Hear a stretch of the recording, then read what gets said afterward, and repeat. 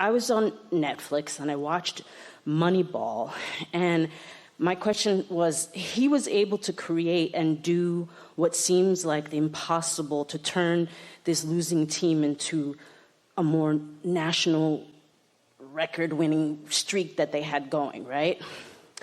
But when he was offered the chance to be part of the Red Sox team and do what he did for this smaller team and make the most that any other coach had ever made, he made the choice not to do it. And then the Red Sox team, ended up winning the championship the year later using his examples and his, teachings or whatever. And then he went back to this team that he wanted to do it with, and he never won the championship. And it made me think about my own creative process, and if I missed... But the thing that's important to remember is that you can't get inside anybody else's vortex. And you don't know what he was going for. A teacher to the very core of his being, able to recognize cooperative component and follow the bliss of that.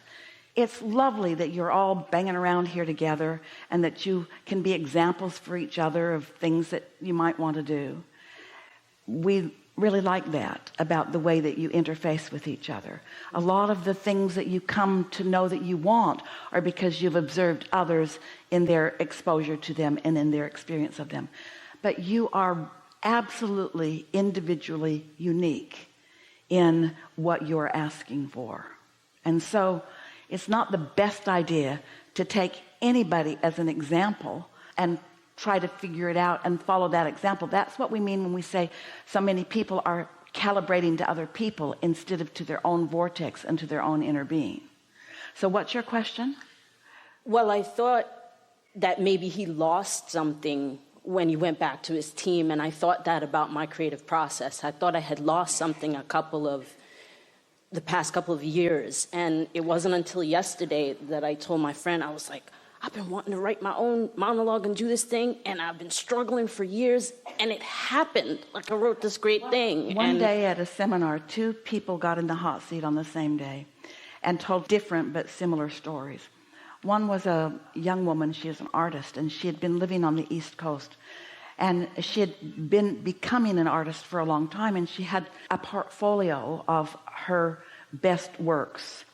And in her drive across the country, someone broke into her car, and they took everything out of her car, including all of this. And now, so she shows up in California, and she doesn't have anything to show, and she doesn't know what she's going to do, because it feels like everything that she has created is gone. And we said, it hasn't got anything to do with those manifestations. It has to do with what's in your vortex. That's old news anyway. And then the same day, a man in his 60s had lost his financial empire. What am I going to do? I'm too old to start over. And we said, you're not starting over, because everything that you've lived is in your vortex. And so all you've got to do now is find some way, somehow, to allow yourself to align with what's there. Cash in your vibrational chips, so to speak, you see. Nothing is lost. There is no regression. There isn't any going back. There is Kleenex. Sorry. There's no going back. You can't be less than life has caused you to become. But you can be out of sync with who you've become. You can be a vibrational match to what is instead of a vibrational match to what is. You can be a vibrational match to what you've allowed to turn to things, or you can be a vibrational match to what's in the process of becoming. But there is no regression. There is no going back. There is no losing ground. There is no wasting time.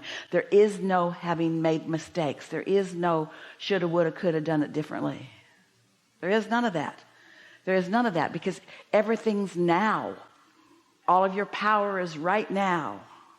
And the power that you have now is because of what you've lived before, and it's all good. Want to talk about something specific, or did you get that? I got that. Yeah. and it relates. Yeah. Thank you very much.